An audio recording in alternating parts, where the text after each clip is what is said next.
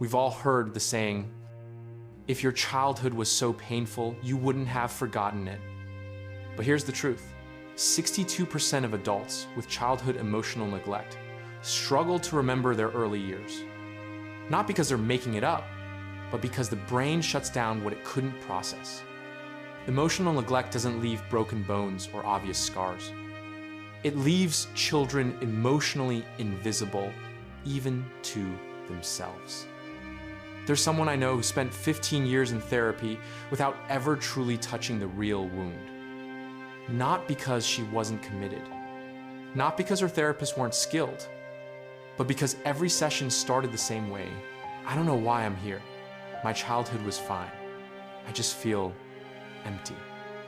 She had what most people spend their lives chasing: a stable job, friends who cared, a partner who loved her.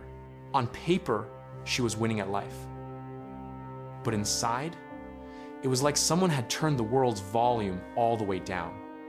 She went to work, cooked dinner, watched Netflix, answered messages, went to sleep, and felt like she was watching a stranger live her existence.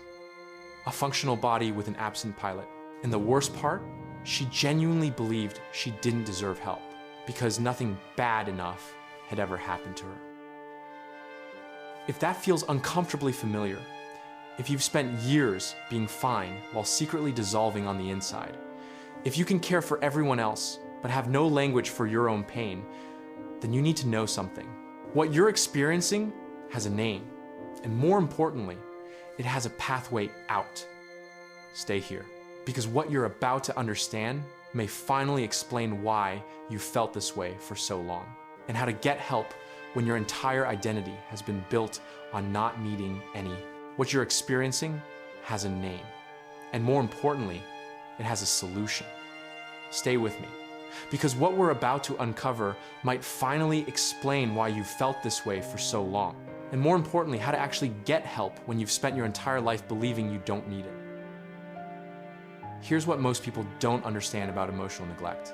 It's not about what happened to you, it's about what didn't happen. You weren't beaten, so you don't think you were abused.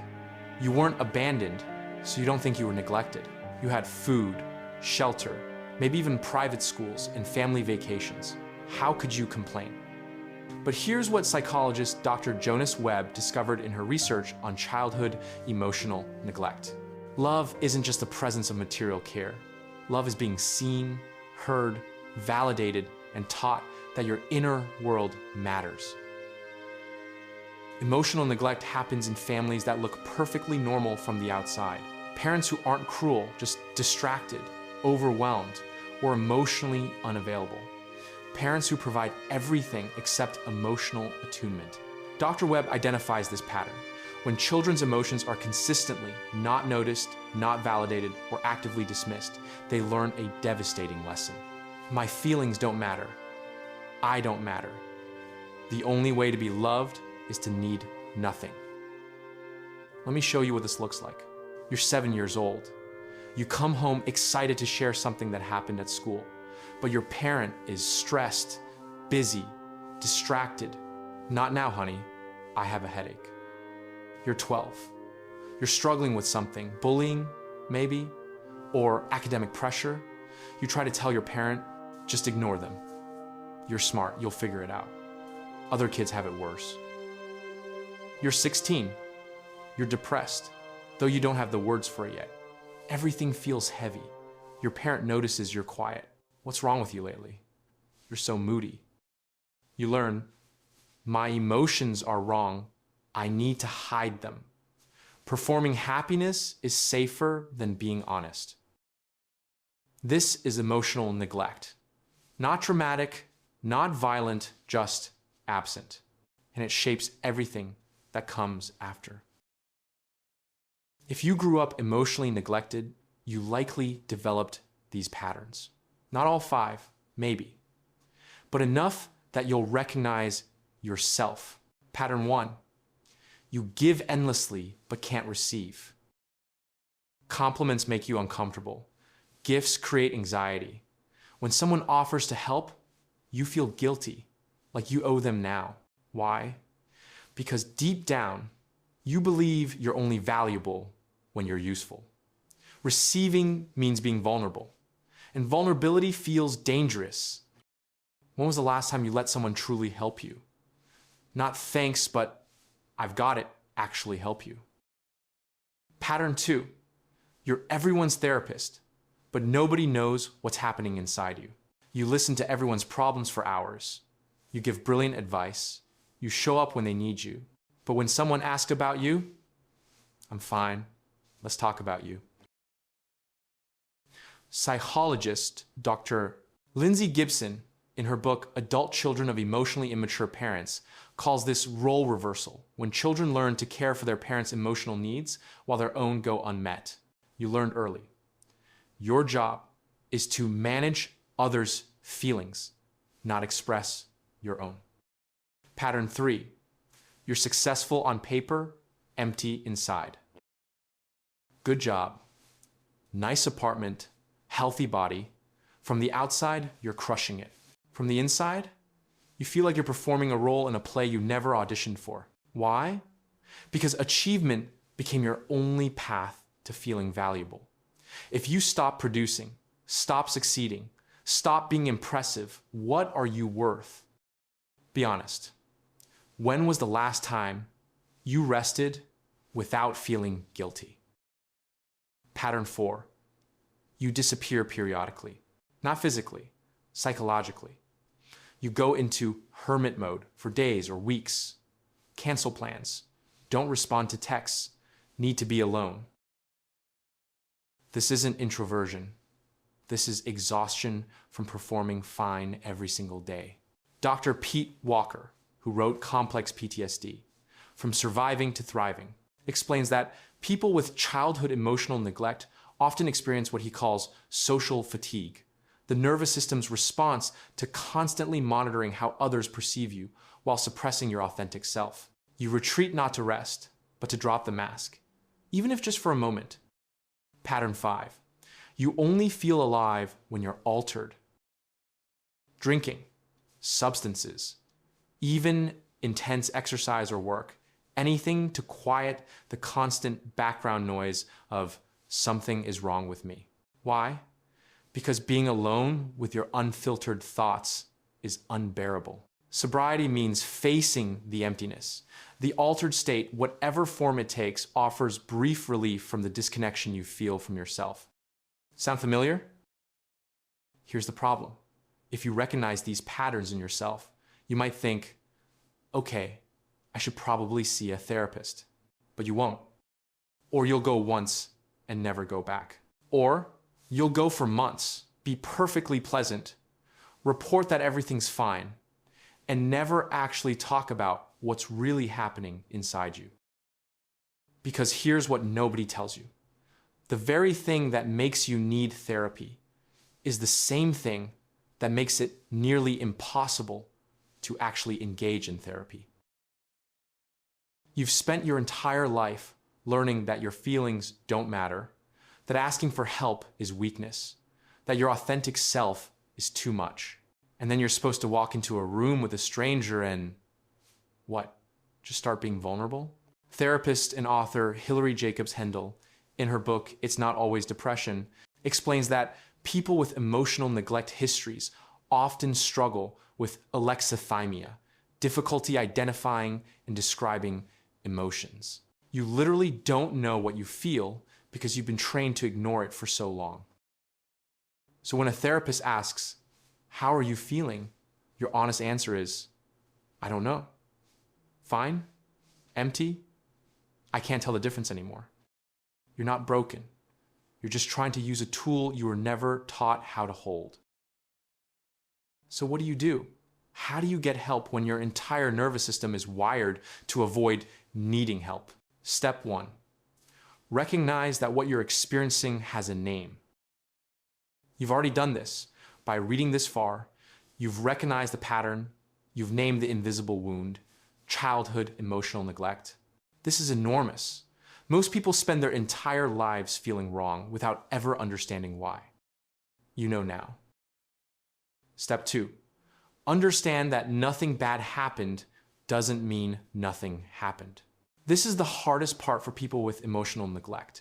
You keep comparing your experience to people who had real trauma, abuse, violence, obvious neglect.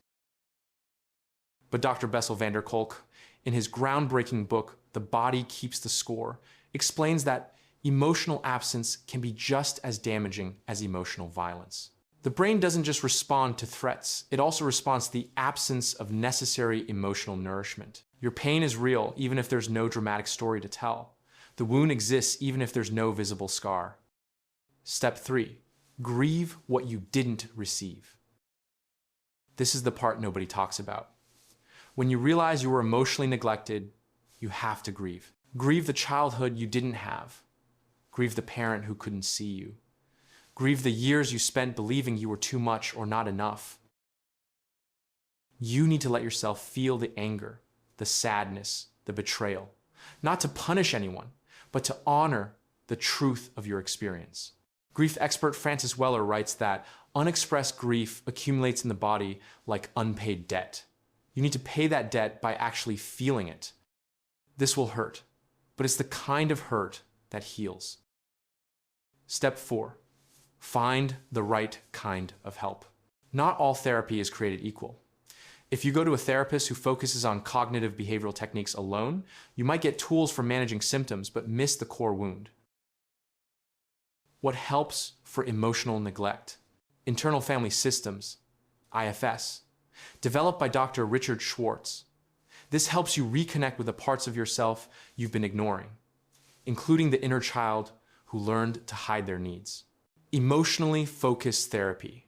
Dr. Sue Johnson's approach helps you understand your attachment patterns and learn to ask for what you need in relationships. Somatic therapy works with your body's response to neglect, helping you reconnect with physical and emotional sensations you've learned to numb. EMDR, eye movement desensitization and reprocessing, can help process the absence of emotional attunement as a form of trauma. Look for therapists who specifically understand childhood emotional neglect or complex trauma. Ask in the first session, do you have experience with childhood emotional neglect? If they seem confused by the question, find someone else. Step 5. Start practicing emotional honesty in small doses. You don't have to suddenly become vulnerable with everyone. Start small. Tell one person one true thing about how you're feeling. Not I'm fine, something real. I've been feeling disconnected lately. I'm struggling more than I let on. I don't actually know how I'm doing. It will feel terrifying. Your nervous system will scream that you're being too much, that you're burdening them, that you need to take it back immediately. Do it anyway. And notice what happens. Most of the time, people don't recoil in horror. They lean in. They appreciate your honesty. They feel closer to you. Step 6. Learn to recognize your own emotions. This sounds basic, but for people with emotional neglect, it's revolutionary. Dr. Hendel recommends the change triangle approach. When you notice yourself feeling anxious, numb, or reaching for a distraction, pause and ask, what am I actually feeling right now? Not what you should feel, what you actually feel. Angry, sad, scared, lonely, ashamed, name it.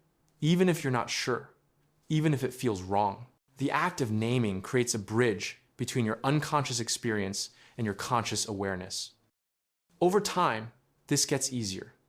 You start recognizing feelings before they become overwhelming. Step 7. Reconnect with your inner child. This isn't metaphorical. This is actual therapeutic work. Close your eyes and imagine yourself at 7 years old, or 12, or 16. Whatever age feels significant. Look at that child. What did they need that they didn't get? To be seen, to be heard, to be told their feelings mattered, to be held when they were scared? Now, as your adult self, give them what they needed. Tell them, your feelings matter. Your needs are valid. You are worthy of love just for existing, not for what you achieve or provide. You become the parent you didn't have. Dr. Tori Rodriguez's research on self-compassion shows that this kind of inner child work literally changes brain structure over time.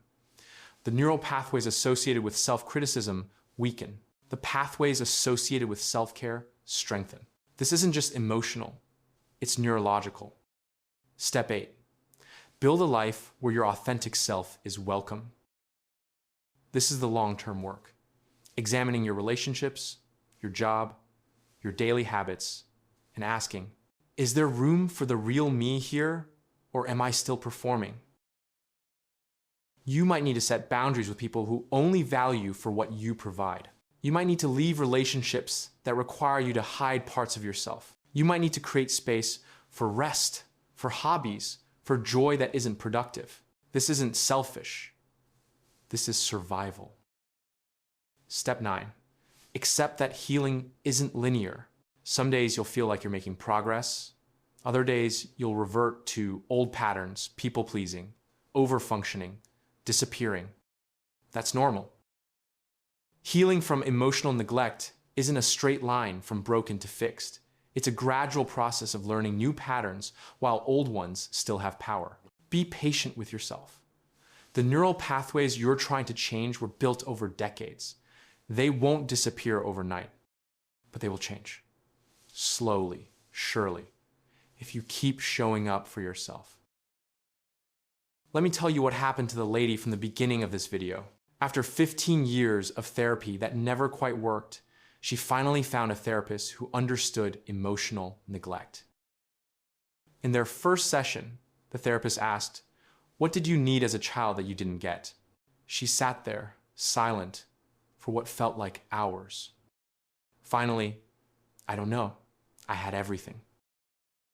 The therapist gently pushed, not material things, emotional things. What did you need to feel? More silence. And then it broke open. "I needed someone to notice when I was sad. I needed someone to care about what I cared about. I needed to not have to be okay all the time.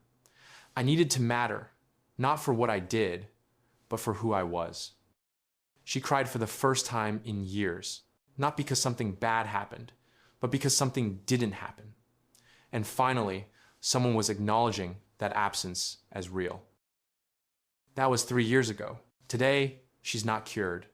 She still has days where the old patterns resurface, where she feels empty, where she wants to disappear. But she has something now she didn't have before. Awareness of what's happening when it's happening.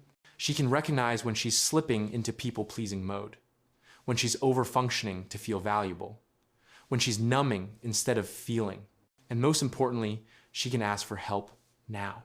Not perfectly, not without fear, but she can do it.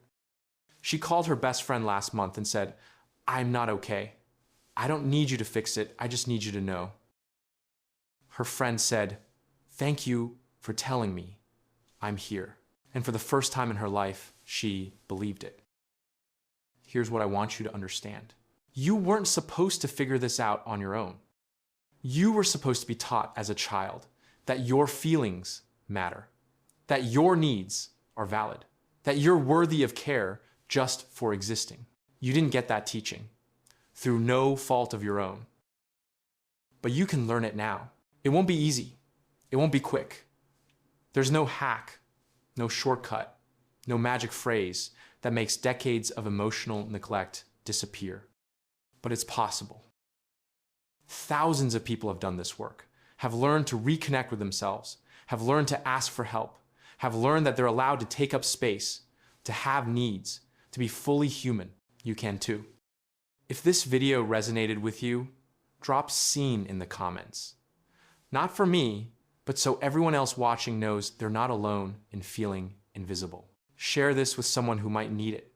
You might be giving them the language to finally understand what they've been experiencing. And if you want more content on emotional healing, childhood trauma, and learning to reconnect with yourself, subscribe.